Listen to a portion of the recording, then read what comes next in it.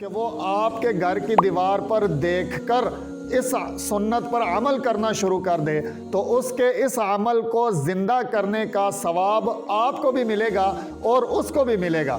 تو ہمیشہ کہ شیطان تمہارے ساتھ کھاتا بھی ہے، تمہارے ساتھ سوتا بھی ہے، تمہارے ساتھ رات بھی گزارتا ہے، اور اگر تم یہ چاہو کہ شیطان نہ تمہارے ساتھ کھائے، نہ تمہارے ساتھ سوئے، نہ تمہارے ساتھ رات گزارے، تو اس کو چاہیے من یجیب المضطر اذا دعا لا الہ الا ہو۔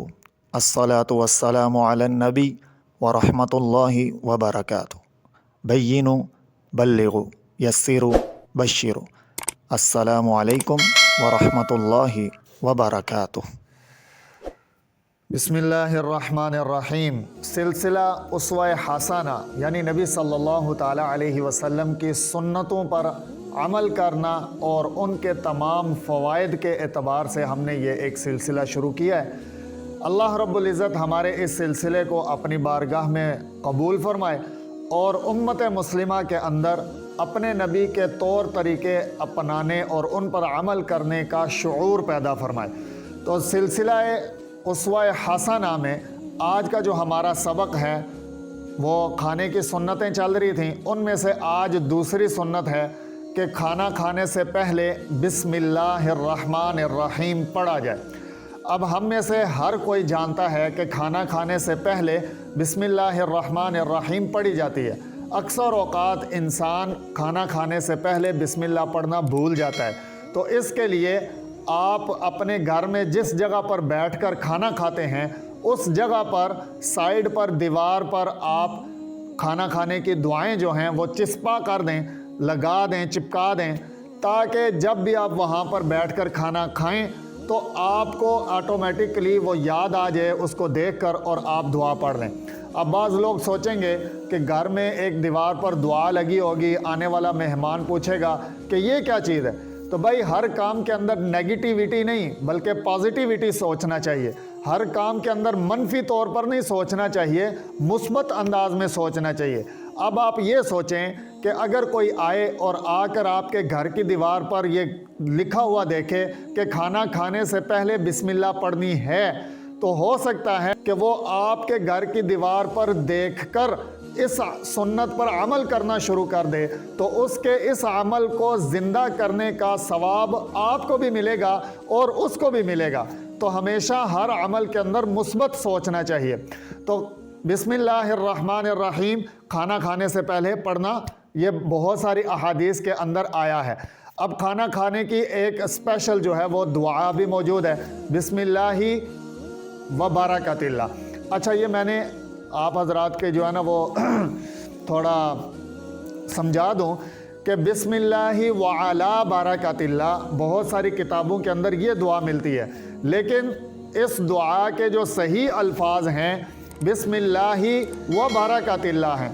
وعلی کا بیچ میں جو لفظ ہے وہ عربی گرامر کے اعتبار سے درست نہیں ہے، بسم اللہ و برکات اللہ۔ اور اس کے ساتھ ساتھ اب جب بندہ یہ کھانا کھانے سے پہلے دعا پڑھ لیتا ہے تو اس کو فائدہ کیا ہوگا؟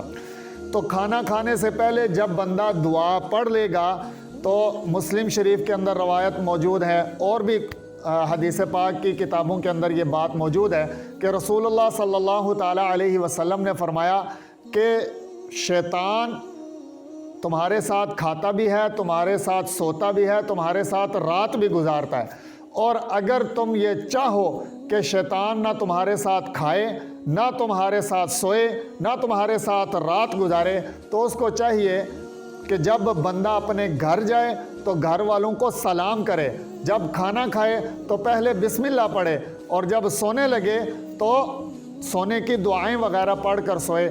جب وہ ایسا کر لے گا تو شیطان اس کے ساتھ نہ کھا سکتا ہے، نہ اس کے ساتھ سو سکتا ہے، نہ اس گھر میں وہ رات گزار سکتا ہے، بلکہ ایک کتاب کے اندر تو یہ الفاظ بھی موجود ہیں کہ شیطان اپنے چیلوں میں آواز لگاتا ہے کہ چلو واپس چلو، اس گھر میں نہ تمہارے لیے رہنے کے لیے جگہ ہے، نہ تمہارے لیے کھانے کے لیے جگہ ہے، نہ تمہارے سونے کے لیے جگہ ہے۔ اب جو بندہ گھر جائے اور جاتے ساتھ نہ سلام کرے، نہ کھانے پر بسم اللہ پڑھے، اور ویسے ہی وہ وہاں پر رہنا شروع یعنی وقت گزارنا شروع کر دے تو اب شیطان اپنے چیلوں کو اعلان کرتا ہے کہ آ جاؤ، کھانے کے لیے بھی مل گیا، رہنے کے بھی مل گیا، سونے کا بھی بندوبست ہو گیا۔ تو آج ہم میں سے بہت سارے میرے دوست اس بات کا گلہ کرتے ہیں کہ گھر کے اندر بڑی بے برکتی ہے۔ آپ نے بہت دیکھا ہوگا ہمارے اڑوس پڑوس میں، ہمارے ارد گرد بہت سارے کمانے والے ہیں۔ ایک گھر کے 15 افراد جو ہیں وہ کما رہے ہیں، لیکن اس کے باوجود گھر کے اخراجات مکمل نہیں ہو رہے۔ گھر کے 5-7 لوگ کمانے والے ہیں، لیکن اس کے باوجود گھر کے اخراجات مکمل نہیں ہو رہے۔ تو ایسا تو نہیں کہ کہیں وہ کھانا کھانے سے پہلے بسم اللہ نہ پڑھتے ہوں، ایسا تو نہیں کہ جب وہ گھر جاتے ہیں تو وہ گھر والوں کو سلام ہی نہ کرتے ہوں، کیونکہ جب وہ ایسا نہیں کرتے تو پھر گھر میں شیطان ان کے ساتھ داخل ہو جاتا ہے، گھر میں بے برکتی ان کے ساتھ داخل ہو جاتی ہے۔ تو محترم سامعین کرام، نبی صلی اللہ علیہ وسلم کی ایک مختصر سی چھوٹی سی سنت کی یہ طاقت ہے کہ جب آپ اس سنت پر عمل کریں گے تو اللہ رب العزت آپ کے گھر کے اندر برکتیں اور وسعتیں نازل فرمائیں گے اور شیطان آپ کے گھر سے بھاگ جائے گا۔ اللہ پاک ہم سب کو اس سنت پر عمل کرنے کی توفیق عطا فرمائے۔